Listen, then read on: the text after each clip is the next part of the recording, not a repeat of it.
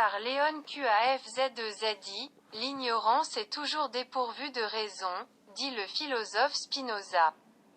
Donc, en fait, ceux qui sont guidés par l'anti-raison, qui trouvent en elles-mêmes la justification de se légitimer, le mode d'action, tout simplement pragmatique, arbitrairement. Mais son malheur invisible est que l'anti-raison ne peut récolter que de petites et passagères victoires. Progressivement, ses maîtres commencent à la légiférer dans le temps et dans l'espace. Car en fétichisant l'anti-raison, ils détiennent longtemps le pouvoir, la propagande du intérêt du groupe, du clan, par conséquent, la dimension vitale de leur anti-pouvoir. C'est le cas de la politique qui, avec son anti-moralité légitime, s'imbrique dans la vie du pays sous une forme imposée, qui commence peu à peu à refléter sa vraie forme qui est la violence verbale et physique contre le peuple. Cela apparaît davantage dans les moments où ses intérêts privés illégitimes se sentent menacés. Est-ce là même que dans cette fable de La Fontaine, où le loup au-dessus de la fontaine menaçait l'agneau qui buvait de l'eau là-bas en prétendant à tort qu'il dérangeait l'eau? C'est la manifestation la plus évidente de l'arrogante anti-raison, qui cherche à justifier la violence sous de faux prétextes. On sait que sous de faux prétextes fondés sur l'anti-raison, des guerres mondiales ont éclaté. Et sur la scène mondiale, pour que la raison triomphe de l'anti-raison, il a fallu 2 guerres mondiales. Des millions d'innocents ont été tués. Car le loup de La Fontaine n'est pas convaincu par la raison de son apparente vérité. Il saute sur l'agneau et le déchire.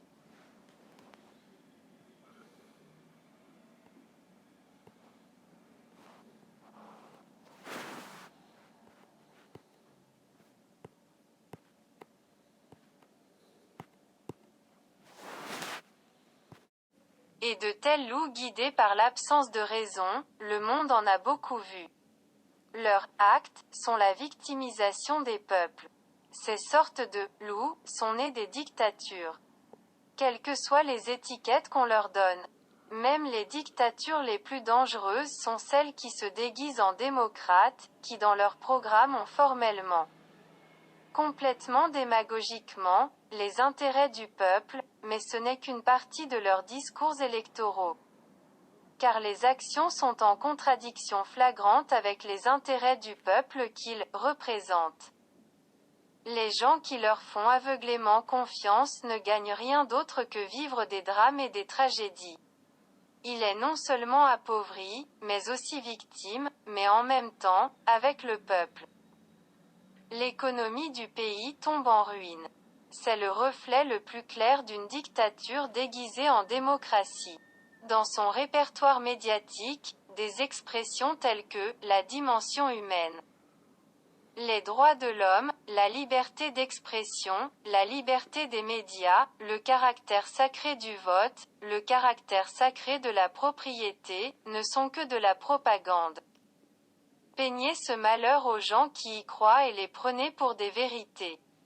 Même les dictatures les plus folles crient haut-parleur qu'elles sont pour une presse libre, même pas seulement policière, mais aussi libre du capital et du carriérisme, libre de l'individualisme bourgeois anarchique. Mais en réalité, ceux qui disent défendre, ce sont eux qui se battent par tous les moyens. Pour eux, les gens ont des oreilles sur le dos, quand ils mangent du bois, ils entendent mieux. Une dictature, qu'elle soit masquée ou ouverte, la vie se transforme en guerre, où les politiciens mangent le peuple d'abord, et quand il n'en reste plus rien, ils commencent à se manger les uns les autres. Ce n'est pas que du figuré. Alors, aucun ne gagne. Car les dictatures ont toutes la même fin, malgré les couleurs et les étiquettes qu'elles s'attribuent, en général, de pseudo-démocratie.